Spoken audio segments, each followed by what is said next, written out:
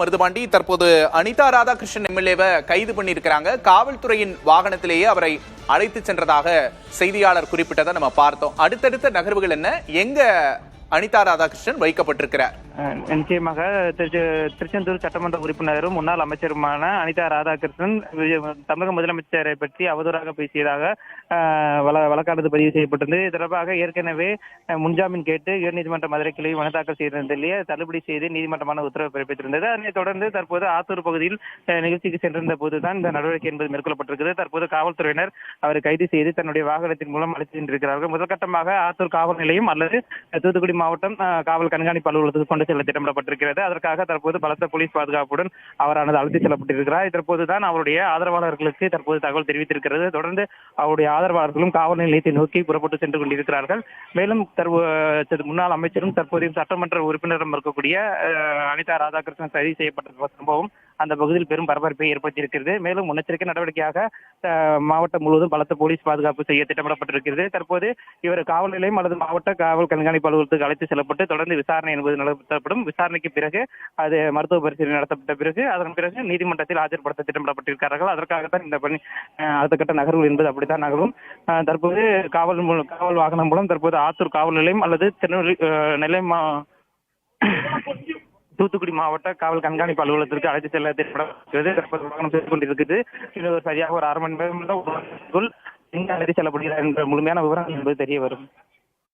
மருதுபாண்டி, இந்த இடத்துல திமுகவோட முக்கியமான ஒரு முகம், அந்த பகுதியில பலம் வாய்ந்த ஒரு நபர், திருச்செந்தூர் தொகுதியின் எம்எல்ஏவாகவும் முன்னாள் சட்டமன்ற உறுப்பினராகவும் இருந்தவர். அவரோட கைதை திமுகவினர் எப்படி பாக்குறாங்க? இதை அவர் எதிர்பார்த்திருந்தாரா? நிச்சயமாக திமுகவினர் மத்தியில் பெரும் அதிர்ச்சி ஏற்படுத்தியிருக்கிறது. பட் இருந்தாலும் அதை பேசிய விவகாரம் குறித்து ஏற்கனவே அவர் பேசியதை தவறு என உணர்ந்த அடிப்படையில் தான் முன்ஜாமீன் கேட்டுதான் விண்ணப்பம் செய்திருந்தால் அவர் முன்ஜாமீனோட அந்த அடிப்படையில் பேசவில்லை என பல்வேறு விளக்கத்தையும் கொடுத்திருந்தார். இருப்பினும் நீதிமன்றமானது அந்த முன்ஜாமீனை வழங்காமல் தள்ளுபடி செய்திருக்கிறது. அதன் அடிப்படையில் தான் தற்போது இந்த கைதி நடவடிக்கை என்பது மேற்கொள்ளப்பட்டிருக்கிறது.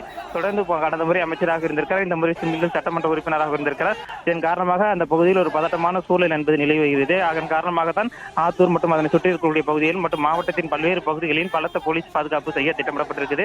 முக்கியமான சந்திப்புகளில் ஏராளமான போலீசார் குவிக்க திட்டமிடப்பட்டு அதற்கான பணிகளும் தற்போது காவல்துறையில் ஈடுபட்டு வந்திருக்கிறார்கள். தற்போது கைது செய்யப்பட்டுள்ள சட்டமன்ற உறுப்பினர் அனிதா ராதாகிருஷ்ணன் தற்போது ஆத்தூர் காவல் நிலையத்துக்கு முதற்கட்டமாக அழைத்து செல்ல திட்டமிடப்பட்டிருப்பதாக தகவலான வெளியாகி இருக்குது. அதன் பிறகுதான் அங்கு நிர்வாக ரீதியான அந்த பணிகள் என்பது நடைபெறும். அதன் பிறகுதான் மருத்துவ பரிசோதனை மற்றும் நீதிமன்ற ஆஜர் அடுத்தடுத்து பணிகள் என்பது நடைபெறும். மருதுபாண்டி, பொதுவாக நீதிமன்றம் முன்ஜாமீன் மனுவை ஏற்றுக்கொள்ளும் அல்லது நடவடிக்கையை நிறுத்தி வைக்க வேண்டும் அப்படிங்கிற அறிவுறுத்தல்கள் வழங்கப்படும். இங்க உடனடியாக அந்த முன்ஜாமீன் மனு தள்ளுபடி செய்யப்பட்டிருக்கிறது. நீதிமன்றம் குறிப்பிட்ட காரணங்கள் என்ன?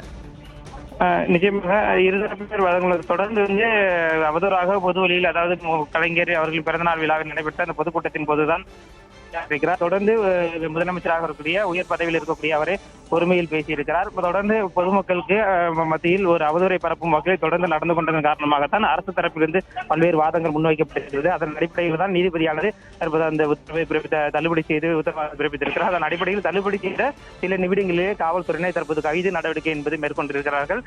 இது திமுக மத்தியிலும் அனிதா ராதாகிருஷ்ணன் அவர்களுக்கும் பெரும் அதிர்ச்சியை ஏற்படுத்தியிருக்கிறது.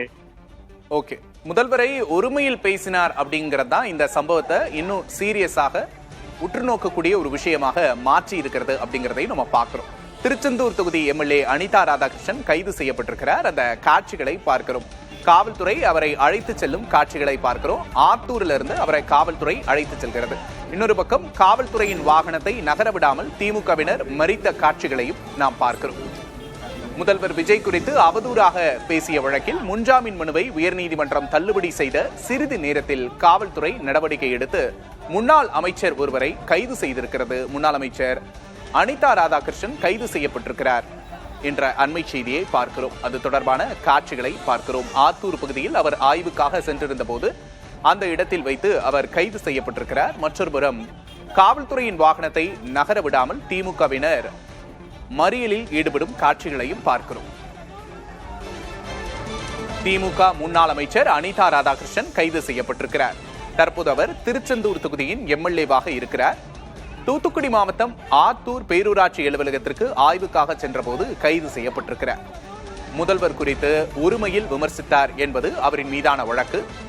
இது தொடர்பாக தாவேகா நிர்வாகி அவரின் மீது புகார் அளித்திருந்தார். இந்த வழக்கில் தனக்கு முன்ஜாமீன் வேண்டும் என்று சென்னை உயர்நீதிமன்றத்தை நாடியிருந்தார் அனிதா ராதாகிருஷ்ணன். சற்று நேரத்துக்கு முன்னதாக அவரது முன்ஜாமீன் மனுவை சென்னை உயர்நீதிமன்றம் தள்ளுபடி செய்தது. இதனையடுத்து உடனடியாக அவர் கைது செய்யப்பட்டிருக்கிறார். அவரை சூழ்ந்து கொண்டு திமுகவினர் முழக்கம் எழுப்பும் காட்சிகளை பார்க்கிறோம். தனது வாகனத்தில் வர அனுமதிக்க வேண்டும் என்ற அவரது கோரிக்கையை நிராகரித்து காவல்துறை வாகனத்திலேயே அவர் அழைத்து செல்லப்பட்டிருக்கிறார்.